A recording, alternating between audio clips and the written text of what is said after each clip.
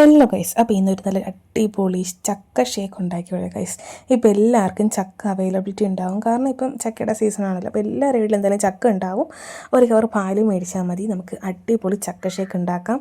ഈ ചൂട് സമയത്ത് കുടിക്കാൻ പറ്റിയ അടിപൊളി സാധനമാണ് ചക്ക ഷേക്ക്.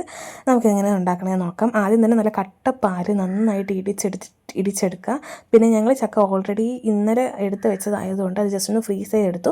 ഫ്രീസ് എടുക്കുന്ന നിർബന്ധമൊന്നുമില്ല. പാല് നല്ല കട്ടപ്പാലായി നല്ല തണുത്തിരിക്കും. അത് കഴിഞ്ഞിട്ട് ആദ്യം പാല് മാത്രം ഇട്ട് കട്ടപ്പാലാണ് അതിനൊന്ന് അടിച്ചെടുത്തതിന് ശേഷം കുറച്ച് വെള്ളം ഒഴിച്ചടിച്ചെടുക്കുക.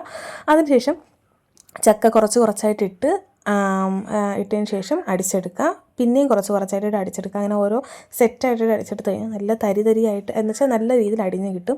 അല്ലെങ്കിൽ മറ്റേ കട്ടയായിട്ട് പീസായിട്ട് കിടക്കും. എനിക്കത് ഇഷ്ടമല്ല, അതുകൊണ്ട് ഞങ്ങൾ നന്നായിട്ട് ഇടിച്ചു. പിന്നെ ആവശ്യത്തിന് വെള്ളം ഒഴിച്ച് വീണ്ടും അടിക്കുക. അത് കഴിഞ്ഞിട്ട് കപ്പലണ്ടിയോ അല്ലെങ്കിൽ ഹോർലിക്സോ നിങ്ങൾക്ക് എന്താണ് അവൈലബിലിറ്റി ഉള്ളത് അത് യൂസ് ചെയ്യാം കേട്ടോ. ഞാൻ ഇപ്പോൾ ഹോർലിക്സാണ് എൻ്റെ കയ്യിലുള്ളത്, അതുകൊണ്ട് ഞങ്ങൾ ഹോർലിക്സ് ഇട്ടു.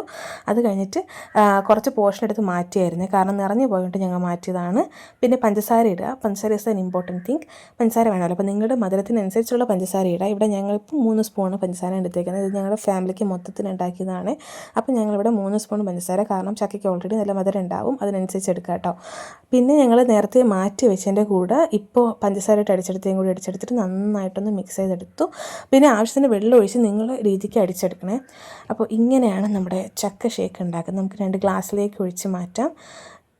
കാണുന്നത് പോലെയല്ല, കഴിക്കാനും അതുപോലെ തന്നെ നല്ല ടേസ്റ്റാണ്.